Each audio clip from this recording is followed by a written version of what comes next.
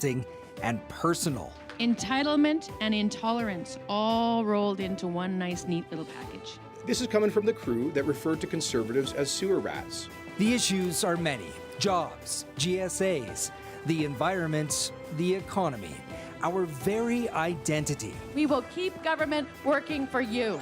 Is Alberta as progressive as the orange wave suggests? Or is it true We can't afford to continue with 4 more years.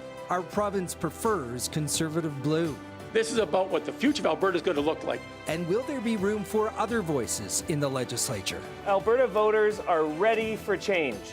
Where is Alberta going, and who will take it there? Tonight, the answers. Good evening and welcome. I'm Rob Brown. To our viewers across Alberta and across Canada, on CBC News Network and on Facebook, this is Alberta Votes. The polls are now closed and we're waiting for those results, waiting to see how Albertans reacted to one of the most contentious, heated election campaigns in our province's history. We have journalists across Alberta ready to analyze the results and bring you the reaction in real time. The CBC's Kim Trinacity, our provincial affairs reporter, she's live at NDP headquarters in what has been Fortress Edmonton for the New Democrats. And Brian Labby is live at UCP headquarters down at the Big Four on the Stampede grounds in Calgary. Are the opinion polls, are they accurate? Will Jason Kenney be Alberta's next premier? Also with us tonight, our panel of political experts to help explain what it all means. Political strategist Najib Jutt, pollster and pundit Janet Brown, and columnist Graham Thompson. We're going to check in with them throughout the evening. Looking forward to that. If you have a question, by the way, for the panel about the results tonight, you can join the conversation on Facebook Live and let us know what's on your mind. We'll do our best to get you answers to those questions throughout the evening. So, if you've watched an election show before, you know what you want to pay attention to is that graphic at the bottom of your screen there. It's a scoreboard. The numbers you'll soon see there will represent who's leading or eventually who's elected in all 87 ridings across the province. They're going to go up and they're going to go down until those results start to firm up. But the big story is already on that scoreboard. The number you want to watch for there, it's the magic 44. That's the number of seats it takes to secure a majority government here in the province of Alberta. So who will get to 44 first, and then who will stay there? That's the party that will win this election. And bringing us those results as soon as they come in is CBC's Nancy Carlson. Good evening, Nancy. Good evening, Rob. So you're standing next to a map here, a lot of orange, a lot of blue on it. This is from 2015. Suffice to say, it's likely to look very different at the end of the night. Yeah, I really do like looking at this map, though it really gives you an idea of where we are at. So the biggest change we're seeing this year, Rob, is the merger between the two main conservative parties, the Wild Rose and the Progressive Conservatives. They joined into the United Conservative Party. So that means the vote splitting on the right that helped Rachel Notley's NDP win 4 years ago is not here to help her tonight. We have another big change, and that's redistribution. The boundaries of virtually every riding in the province have changed. 6 ridings also disappeared, and 6 new ridings were created. And something else this year, more advanced poll locations, as well as the Vote Anywhere system. Get this, nearly 700,000 advanced ballots were cast across the 87 ridings, and because of Vote Anywhere, 223,000 people voted outside their ridings, and Elections Alberta has decided that those votes won't be counted until tomorrow. So there will not be any final results from any riding. Plus, in any riding that is too close to call, we won't even be able to project a winner tonight. Yeah, so if the overall race is super close and it comes down to some of those ridings that's really close, 2 polls from every riding held back that Vote Anywhere. And the vote, you say, doesn't begin until tomorrow. It could be a long night, a long week. Did you pack a toothbrush, sleeping bag? Obviously. I'm prepared for this, Rob. I'm ready for anything. I know you are. Yeah. All right, Nancy. Looking forward to you bringing us those results as they come in. Nothing on the scoreboard yet. So in the meantime, let's turn things over to the CBC's Kim Trinacity, who's at NDP HQ here in Edmonton. And she has a guest with her. That's Cheryl Oates. That's the Premier's press secretary. So she's smiling. Kim, I'm assuming this means good things for the NDP at this early hour after the polls have closed. For sure, Rob. So Cheryl Oates, in this capacity, you are the senior campaign advisor. Thanks for joining me today. How are you feeling? Oh, feeling anxious as the polls come in, but feeling cautiously optimistic and also incredibly proud of the campaign that we've run and incredibly grateful to all of the volunteers we've had across this province in Calgary and in Edmonton, and as well grateful to all of the candidates who have run. At the end of the day, we will be incredibly proud of this campaign, and our party has never been stronger than it is tonight. So I have to ask you, in the last couple of days, Rachel Notley has given some news conferences and her voice has sounded pretty, dodgy at times. How's she doing right now? You know what? We had this cold, this sort of sickness going around the bus and going around HQ, and she held off for a really long time in getting it, and unfortunately she's caught it at the end, but she's been a real trooper and hung in there. So she is feeling a little under the weather tonight, but you will see her here nonetheless. Absolutely. So there's been a lot of talk, Cheryl, over the course of the campaign about why so much negativity, why keep on going after Jason Kenney and his candidates over and over and over again. How do you think that's worked out for you? Well, I would argue that we have talked about the issues that matter to Albertans every single day of this campaign. Rachel Notley stood up on day one and she talked about a plan for jobs, a plan for diversification. We talked about protecting healthcare. We talked about protecting education. We talked about bringing in a $25 a day childcare program for parents across this province. At the end of the day, Albertans deserve to know the history and the record of their leaders. And Mr. Kenney is running to be premier of this province. And so, yes, we did tell them about his record on LGBTQ rights. We told them about his record on campaigning against a women's right to choose. And at the end of the day, they will make their decisions. Thanks and all the best, and we'll see you again later this evening, no doubt. Thanks so much.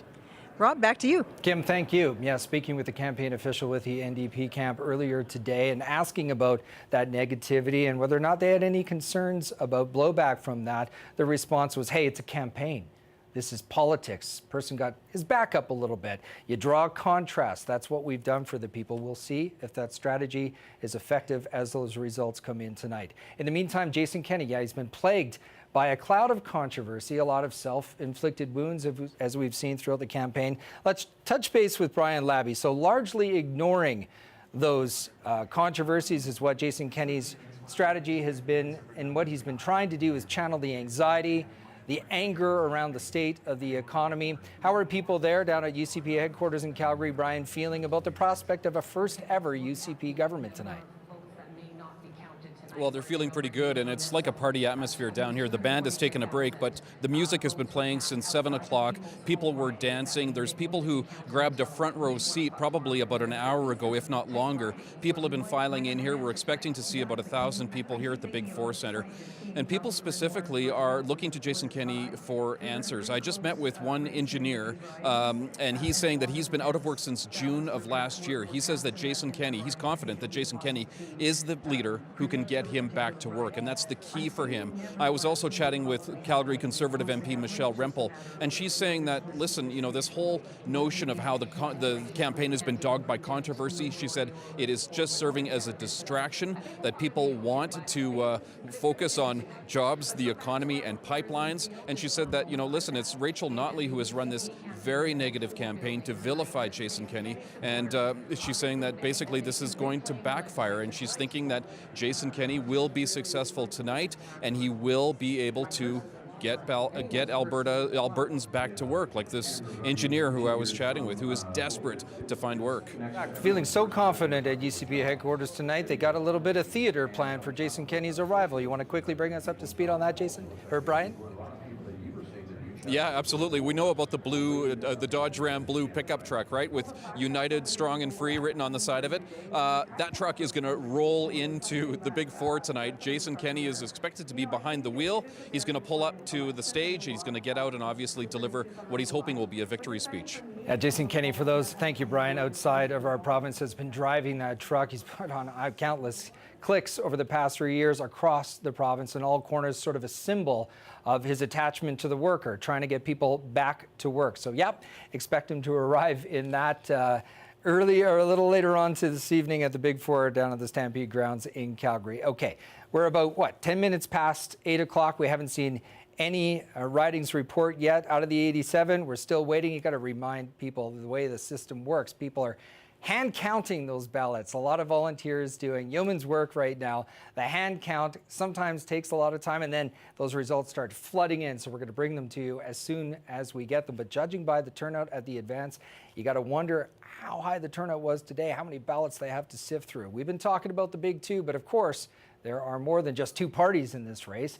And the Alberta Party could make a bit of a dent tonight, even if its candidates don't capture any seats, because they could take some votes away from the UCP and the NDP for that matter. The CBC's Tanera McLean is live at the Alberta Party's headquarters in Edmonton. And Tanera, realistically, what do you think the party's expecting tonight? Well, realistically, the party says they are very, very optimistic. Before the show, I was talking to the central campaign organizer for the Alberta Party, Tom Bradley, and he said, we're hopeful for all 44 seats for majority. But, you know, realistically, he said 10 to 12 seats is what they think they can squeak out tonight in some key ridings. So one of the key ridings they are hopeful to get tonight is Greg Clark in Calgary Elbow.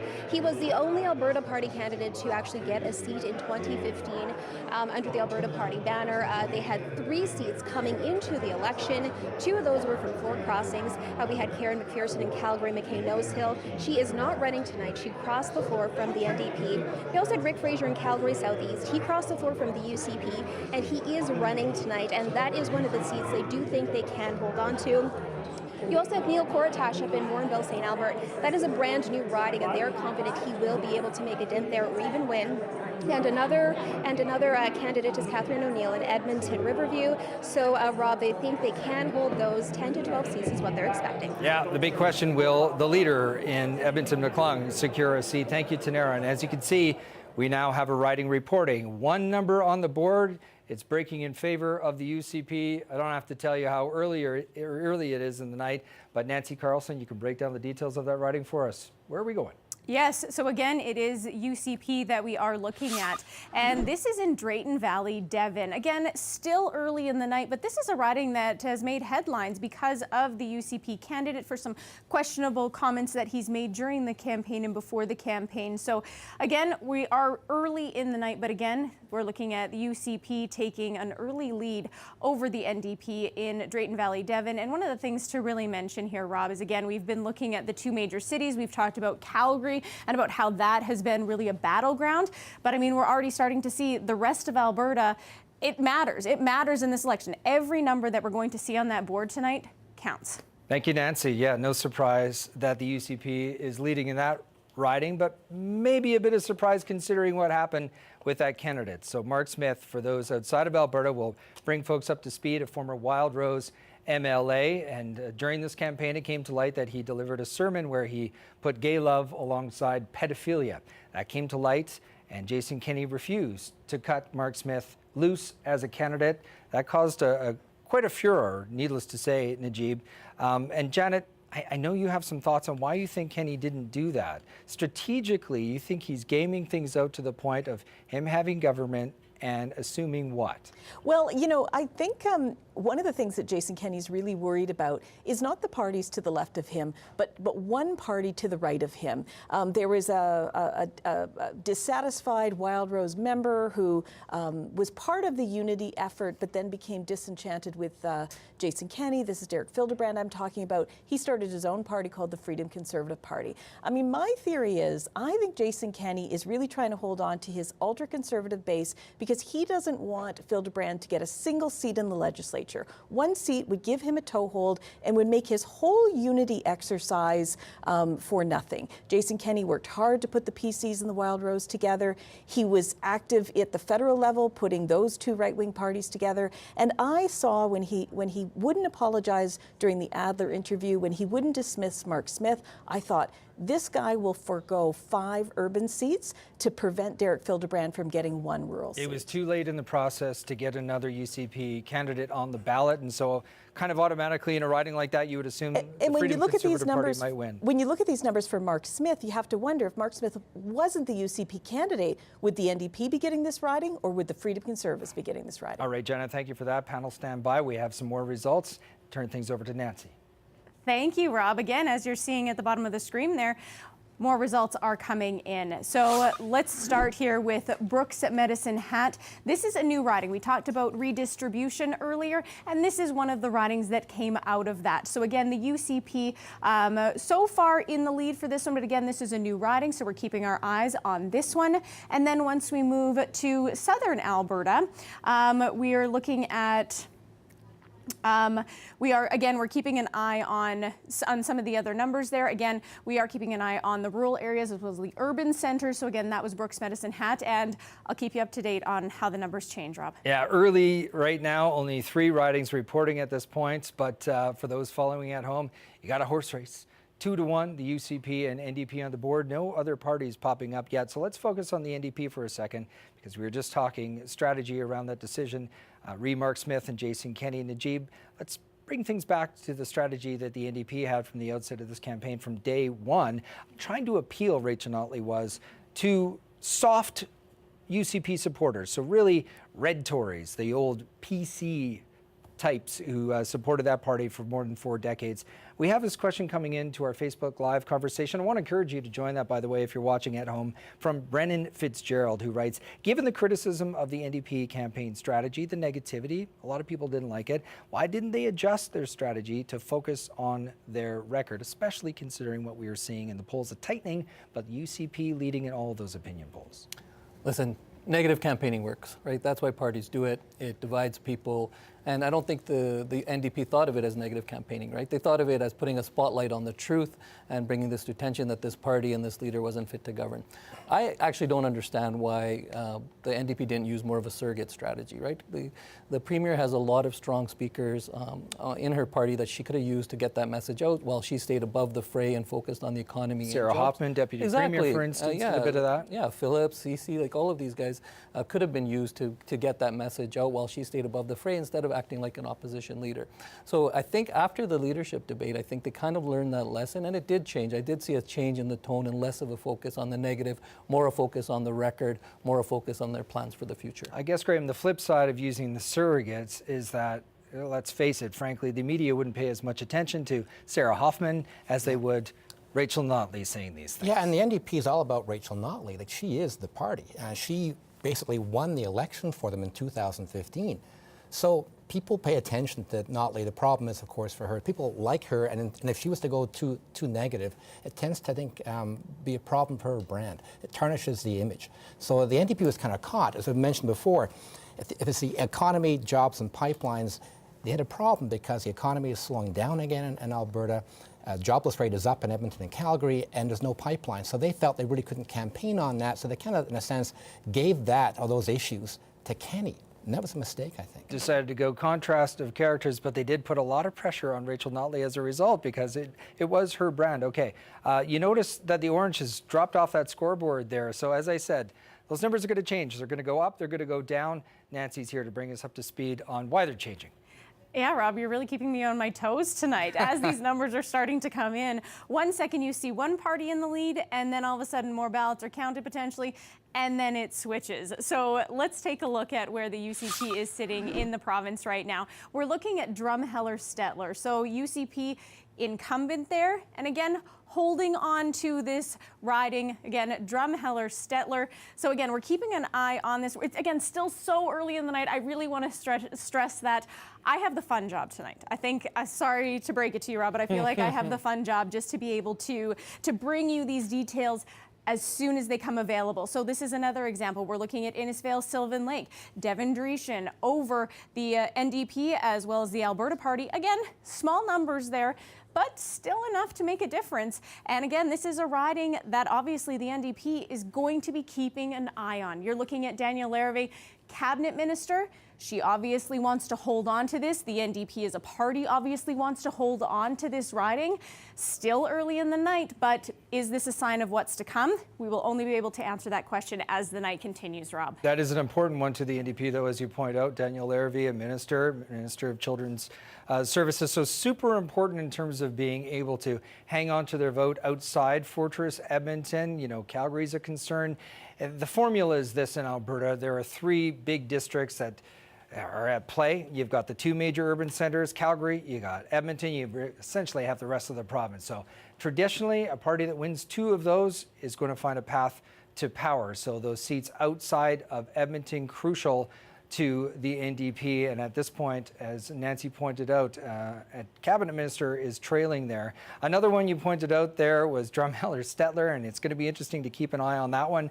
Nancy, could be the widest margin for the UCP of any in the province, could be the most conservative riding in Canada. And there was an incumbent there who's running as an independent now, I believe. So should be interesting to watch to see if Mr. Strankman pops up on the board. But I know, as you say, you've got the best job in the biz right now. You've got some more results for us. Walk us through it. I do. These numbers keep on climbing. And again, we are seeing the UCP on the board there. So the latest numbers that are coming in, we're looking at Highwood. And again, the UCP, look at the, small numbers here, but again, it is making a difference. So again, this is something that we are keeping an eye on. So again, big cities, rural areas, the NDP obviously looking to hold on to as much as it can right across the province. Again, UCP sitting at 6, but again, we're looking at that 44. That's the key number. You mentioned it earlier, Rob. Yeah, we've got 6 polls reporting so far. They're all breaking the UCP's way, most of them outside the big cities, as far as we can tell so far. And it makes sense, right, when you consider that the vote count isn't going to be as high there, so that we're seeing those results come in as opposed to densely populated urban ridings. Okay, NDP back on the board. You want to give us that one quickly before we touch base with Kim Ternacity down at NDP headquarters? Why not, Rob? Let's take a look at where the NDP is getting onto the board here right now. I believe it is in Edmonton. So this is Edmonton Highlands Norwood. Again, this is Brian Mason's former riding. He is not running this time. But Janice Irwin holding on right now. And again, this is the only one that we're seeing from the city of Edmonton right now. So we are keeping an eye on that. Again, NDP, that's where they're making their way on the board there in Edmonton Highlands Norwood, Rob. That's a must hold for them for sure. Absolutely. Brian Mason, a former leader, long-time MLA and cabinet minister. All right, as promised, let's go down to NDP headquarters at the Edmonton Convention Centre. Kim Ternacity standing by. So we have at least one seat leading where the NDP are leading right now, Kim, but just looking at what is supposed to be the party formulated and behind you, it looks kind of thin there so far. Well, they're trickling in, Rob. You know, they've got a room next door as well, too, where I think where the drinking and the eating happens, and then they come over here to watch the results. So I'm not sure if people are maybe drinking and eating a little bit more than they're looking at the results right now, but they are trickling in. Lots of orange T-shirts around. There are some folks looking very serious in the seats watching the results, and others look to be actually quite relaxed and relieved almost that it's finally over.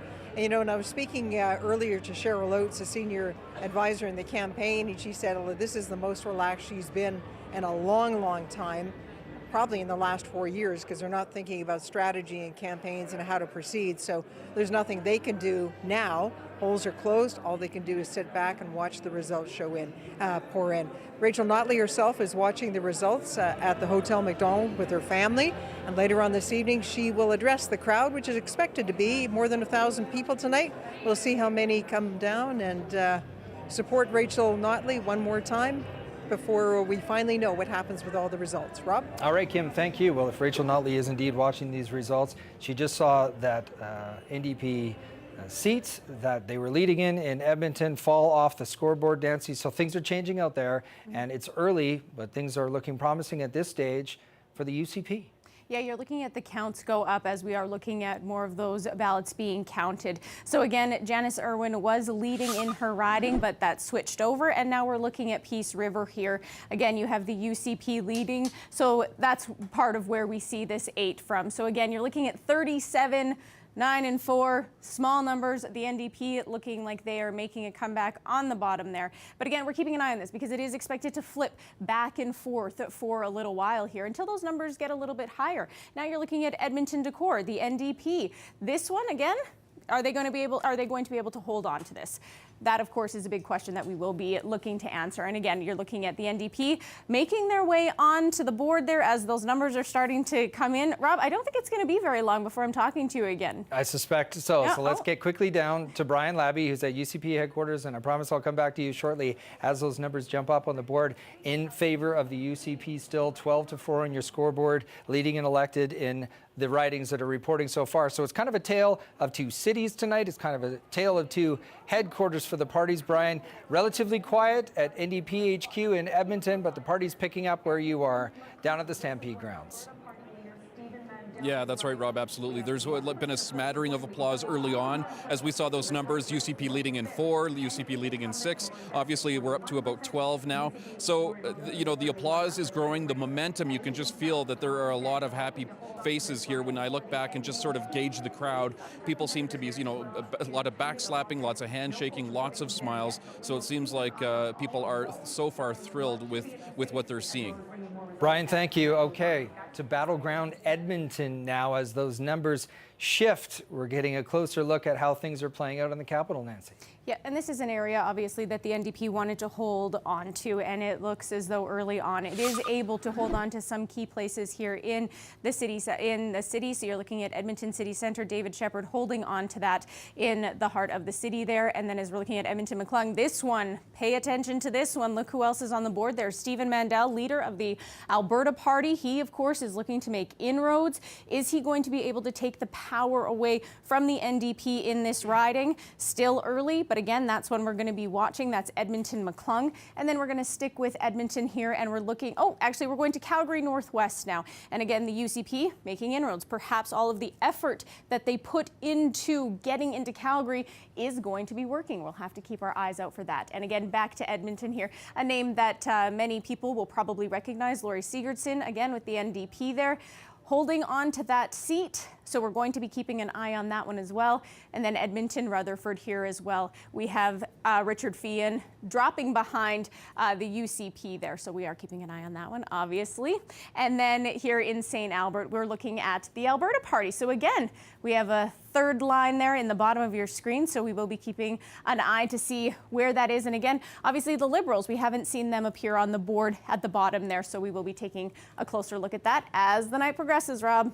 Nancy, if the NDP is going to hold on to power, they need to hold on to Edmonton, and not just Edmonton, right? As we've talked about, they need to hang on to the donuts, so that's St. Albert riding. That's a bit of a bellwether for them. Really important, Marie Renaud, they want to hang on to that one. Saw one cabinet minister who is trailing in that cluster, another who is out front. So early days, early hours, early minutes, can't read a lot into those yet, but let's see what the panel has to say about those as you continue to take a look at the riding results as they come in. So, okay.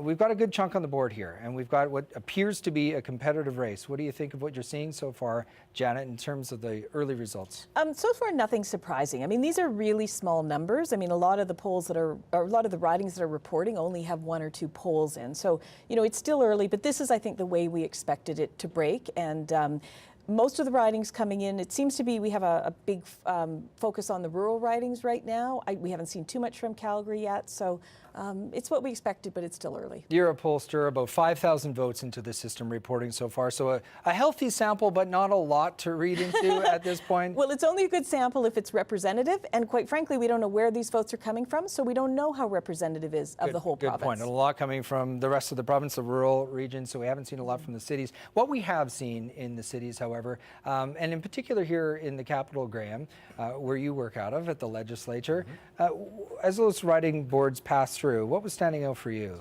Yeah, the fact that the UCP is quite close in some of these ridings. These are some of the ridings the NDP is very sure of. Of course, it's early minutes, as you said. We'll see what actually happens later on, but the fact that UCP and the NDP were kind of going back and forward, because the NDP is convinced it's going to do really well in